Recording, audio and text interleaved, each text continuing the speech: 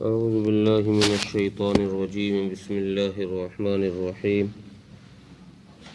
وإن كان ذو عسرة فنظرة إلى ميسرة وأن تصدقوا خير لكم إن كنتم تعلمون۔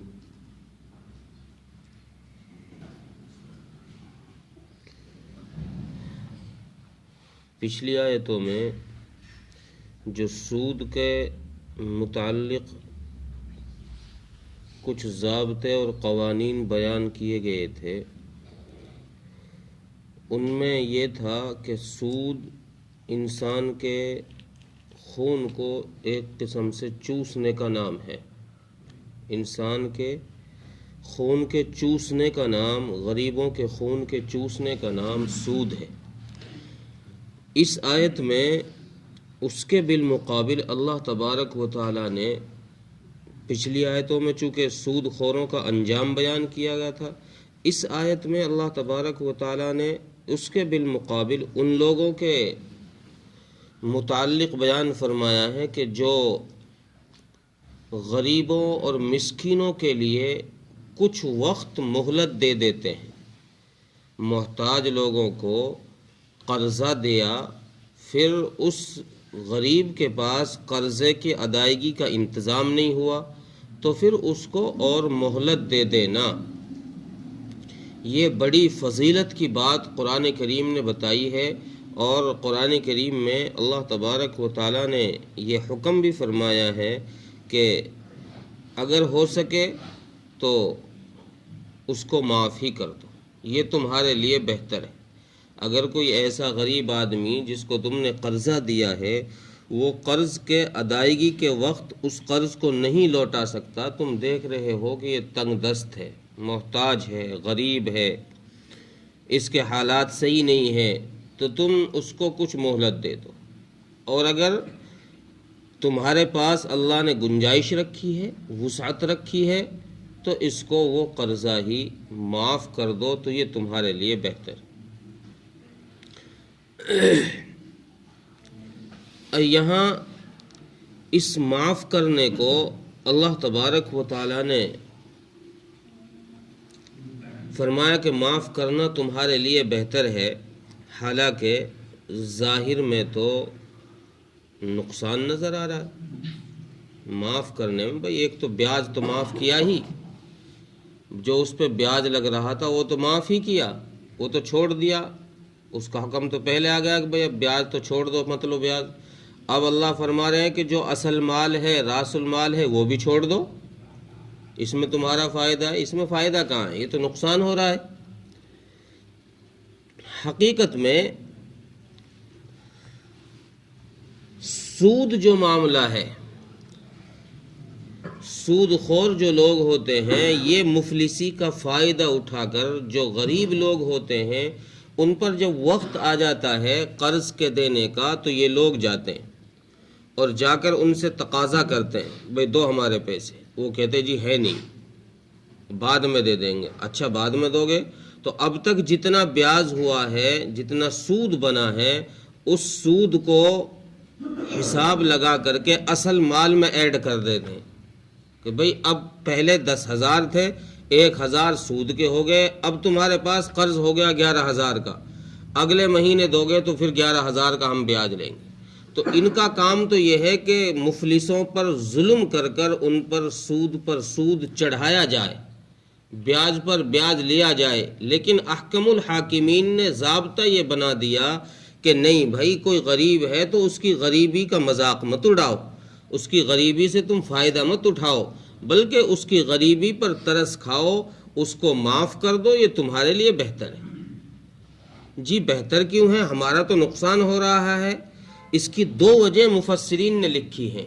پہلی وجہ تو یہ ہے کہ دیکھو، یہ دنیا چند روزہ زندگی ہے، یہ دنیا بہت مختصر زندگی ہے۔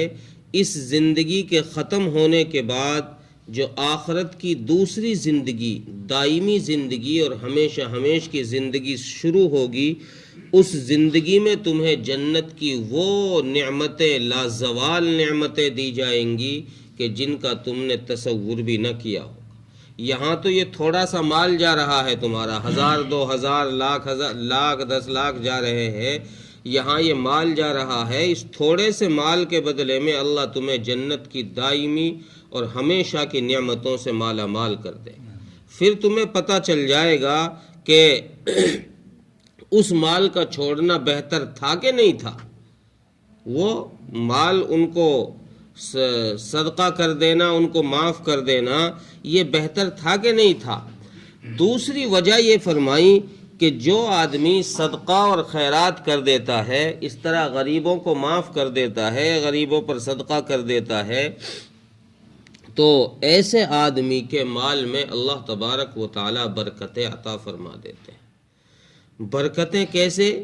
کہ اس کے پاس مال بھلے ہی نہ بڑھا ہو، مال کی زیادتی بھلے ہی اس کے پاس نہ ہوئی ہو، لیکن اللہ تبارک و تعالی اس کے وہ کام جو دوسرے امیروں کے کروڑوں میں ہوتے ہیں، اللہ اس کے ہزاروں میں وہ کام کروا دیتے ہیں۔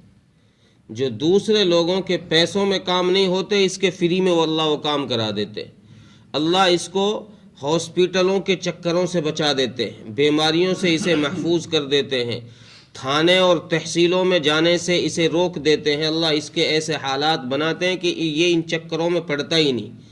اور جو آدمی صدقہ اور خیرات نہیں کرتا، یہ بے برکتی ہوتی ہے کہ اللہ تبارک و تعالی اس شخص کے ہاسپٹلوں میں چکر شروع کرا دیتے ہیں، اس کی ڈاکٹروں کی فیس ہی پوری نہیں پڑتی، اس سے ڈاکٹروں کی فیس ہی ادا نہیں ہوتی، کبھی مقدمات کے اندر اس کو الجھا کے رکھ دیتے ہیں کہ پھر وکیلوں کی فیس کے لالے پڑ جاتے ہیں، کبھی دوائیوں کے لالے پڑ جاتے ہیں۔ اللہ تبارک و تعالی جب بے برکتی کرتے ہیں تو پھر اس مال کو یوں ضائع اور برباد کروا دیتے ہیں۔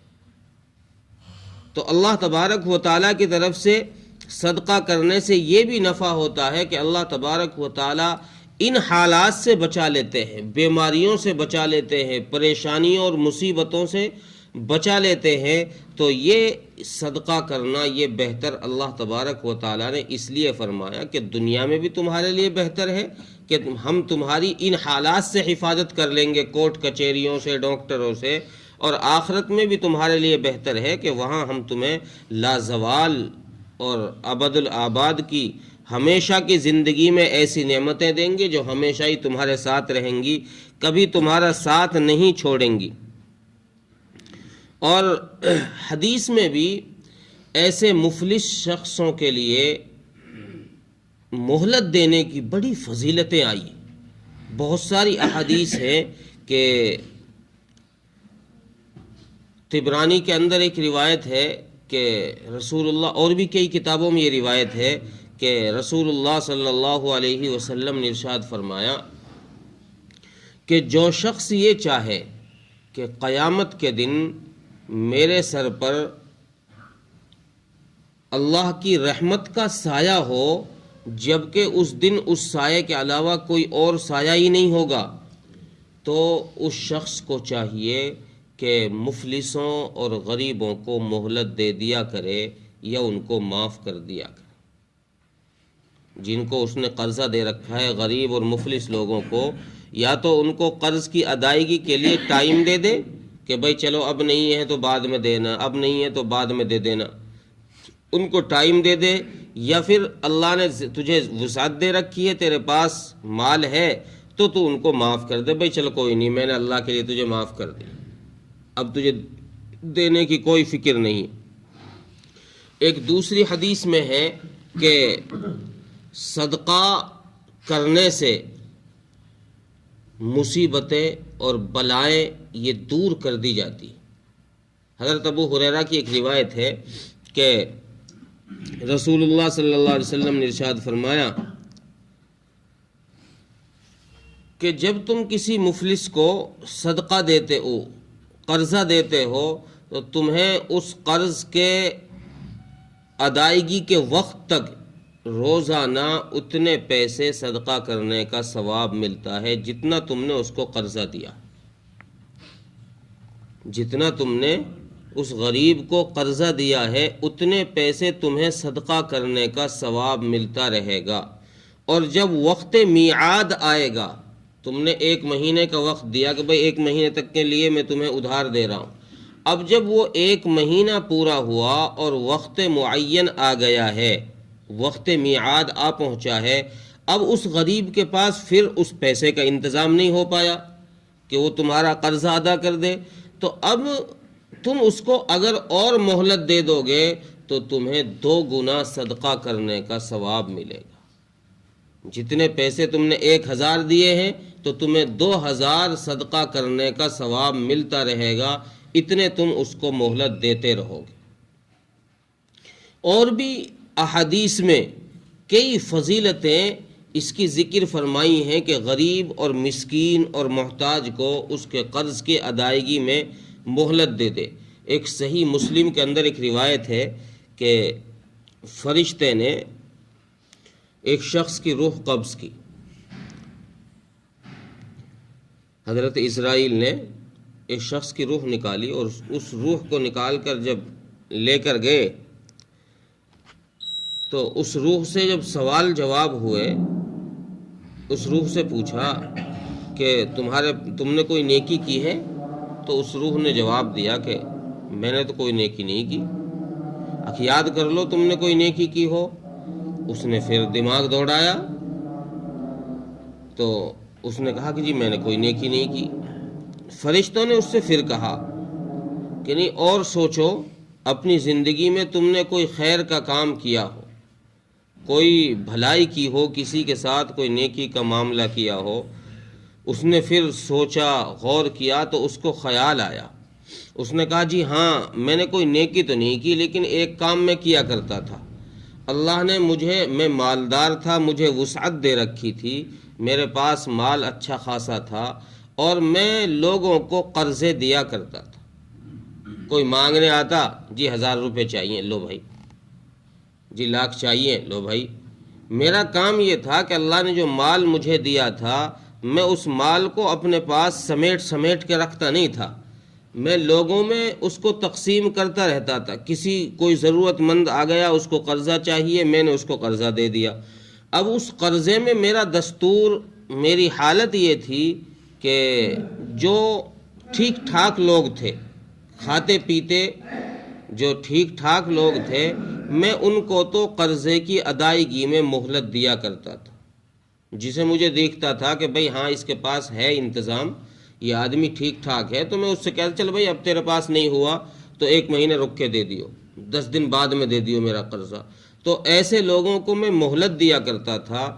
لیکن جو مجھے لگتا تھا کہ بھئی یہ غریب ہے واقعی، اس کے پاس یار نہیں ہو پائے گا، اس کا اپنا ہی پتہ نہیں کھانے کا کیسا گزارا چل رہا ہے، ایک ٹائم کی اس کی اپنی ہی روٹی پتہ نہیں مشکل سے بن پا رہی ہیں، تو یہ کہاں سے میرا قرضہ دے پائے گا. تو جو ایسے غریب لوگ ہوتے تھے، مفلس لوگ ہوتے تھے، میں ان کو معاف کر دیا کرتا تھا. بھئی چل تجھے میں نے اللہ کے لیے معاف کر دیا، میں نہیں لوں گا تجھ سے، میرے پیسوں کی تو ٹینشن چھوڑ دے، بے فکر ہو جا میری طرف سے، میں نے تجھے معاف کر دیا. بھئی میں نے تو اور کوئی نیکی تو کی نہیں ہے، میں یہ کام ضرور کرتا تھا. آواز آتی ہے اللہ کی طرف سے کہ جب تو نے یہ اتنا بڑا کام کیا، تو لوگوں پر، غریب بندوں پر، میرے پر ترس کھایا کرتا تھا، رحم کھایا کرتا تھا، جا آج ہم نے تجھ پر رحم کھایا اور تجھے معاف کر دیا. تو یہ اتنی بڑی خیر کی چیز ہے، غریبوں پر ترس کھانا اور غریبوں کو معاف کر دینا. تو اسی کے متعلق اللہ فرما رہے ہیں وَأَن تَصَدَّقُوا خَيْرٌ لَكُمْ، یہ کہ تم ان کو معاف کر دو یہ تمہارے لیے بہتر ہے، ان کنتم تعلمون، اگر تم جانتے ہو. اگر تم کو آگے پیچھے سوچنا آتا ہے، اللہ نے تم کو صحیح سمجھ دی ہے، تو اپنی آگے پیچھے کی زندگی کے متعلق سوچ لو کہ مرنے کے بعد بھی کچھ ہونا ہے، مرنے کے بعد بھی زندہ ہونا ہے، رب کے سامنے پیش ہونا ہے. وہاں کے اعمال کے لیے کیا تیاری کر رکھی ہے، کتنا میں نمازی ہوں، کتنا تسبیح پڑھتا ہوں، دنیا میں نے کیا کیا گناہ کیے ہیں، کیا کیا نیکیاں کی ہیں، ساری حالات تمہارے سامنے ہیں. اپنی آگے پیچھے کی زندگی کے متعلق سوچ لو. جب اگر تمہیں لگے کہ ہاں واقعی مجھے ثواب کی ضرورت ہے، اللہ کے رضا کے کاموں کی ضرورت ہے، تو پھر ایسا کرو، اس میں تمہارے لیے بہتری ہے کہ تم غریبوں کو معاف کرتے رہا کرو. کسی نے 100 روپے لے لیے، کسی نے 500 روپے لے لیے، کسی نے 1000 روپے لے لیے، اور اگر تمہیں لگ رہا ہے کہ بھئی یہ نہیں دے پائے گا تو ان کو معاف کر دو، تمہارا کیا جا رہا ہے 100 200 500 1500 سے، اس کا کام بن جائے گا، وہ خوش ہو جائے گا اس میں ہی، اللہ تبارک و تعالیٰ اس کی خوشی کے عوض تمہاری مغفرت کے فیصلے فرما دے گا، غریب کی خوشی کے عوض اللہ تمہاری مغفرت کے فیصلے فرما دے گا۔ ترجمہ دیکھیں، وَإِن كَانَ ذُو عُسْرَةٍ فَنَظِرَةٌ إِلَىٰ مَيْسَرَةٍ، اور اگر تنگ دست ہو تو اس کو مہلت دے دے وسعت ہونے تک، کشائش ہونے تک، جب اس کے پاس حالات ٹھیک ہوں اس وقت تک کے لیے اسے مہلت دے دے۔ وَأَن تَصَدَّقُوا خَيْرٌ لَكُمْ، اور اگر صدقہ کر دے یعنی تو اس کو معاف کر دے تو یہ تمہارے لیے بہتر ہے، ان کنتم تعلمون، اگر تم جانتے ہو۔ اللہ تعالیٰ عمل کی توفیق۔